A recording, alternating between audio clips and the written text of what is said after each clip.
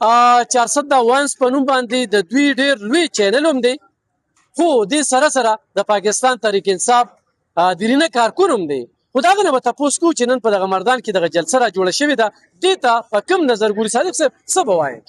ډېره ته مننه. یو لومبې خو چې کومه زه د پی ټي آی څومره ورکرز دي او ته سلامونه پیش کوم ټولو ملګرو ته. خو پی ټي آی ځکه چې زه د پی ټي آی کارکون تېر شوی یم او یا هم خو زه په موجوده ټایم کې چې کومه د پی ټي آی قیادت دی د دې مکمل طور خلاف یم، نه د دوی د موجوده قیادت منم او نه دا سره کار دی، نه زموږ چارهدي له څه وکړل، نه خیبر پښتونخوا له څه وکړل، نه زموږ چې کوم دی زموږ کوم وزیر اعلی دې نه مخکې ګنډاپور صاحب د هغه هم زموږ ډېر امیدونه هغه هم چې کوم دی هېڅ مال ونه خطا. موجوده ټایم کې چې کوم سهیل افریدي صاحب دی هغه موږ ته هم ډېر امیدونه ساتلي وو، خو هغه هم هغه خلکو سره کینی چې کوم خلک د عمران خان خلاف وو، د هغه د نظریې خلاف وو. زه د ده چې کوم موجوده ټایم کوم جلسې کېږي، کوم هلې ځلې کېږي، د دې سره نه ولاړ یم او زما د پي ټي آی نورو ملګرو ته هم درخواست دی دوی سره مه ودرېږئ، ځکه د عمران خان چې څونه موجوده ټایم کې تکلیفات دي هغه د خلکو په وجه دي، د خپل ځان دپاره دي. خو د دې جلسې د صوبې ته د عوامو ته څه فایده شته؟ هېڅ قسمه فایده نشته دی. موجوده ټایم کې چې کومې جلسې کېږي د دې مکمل خلاف ودرېدل پکار دي او موږ چې کومه دلته پرېوتي وو د دې نه روجېدل پکار دي.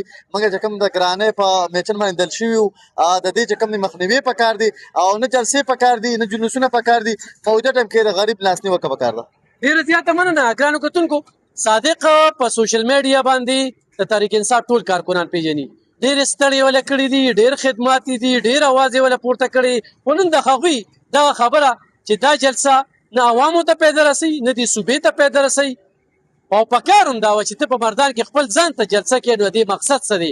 خو 3 بجې کېدونکي دي، د 400 نه لا موږ جلوس لیدلی دی، نه کارکون لیدلی دی، نه چېرته داسې ښکاري چې نن جلسه ده څوک به ځي، نو پته نه لګي څه به کېږي. مین خبره دا ده حلب خان بھائی د ستا ډېر خبرو سره اتفاق کوم او ډېر سره چې کوم دی نارضا به وم، خو دې خبرې سره اتفاق کوم چې د خیبر پښتونخوا دا وه موږ چې کوم دی بدقسمته یو چې موږ له خدای پاک یو داسې قسمه پارټي راکړې چې هغه موږ دلته بار بار غورځوي. موږ صرف عمران خان منو، باقي یو پارټي چې کوم دی نه منو او نه چې کوم دی د پي ټي آی دا موجوده قیادت منو. عمران خان چې موجوده ټایم کې کوم حالات سره مشکل سره ګیر دی دا صرف په دې یوه وجه باندې چې زموږ قیادت چې کوم د پي ټي آی راغلی دی. خو نن دا سرکاري وسایل په دې جلسه استعمالېږي که نه؟ لکه دلته کې لاکډاون دی، دلته کې د مشکلات دي.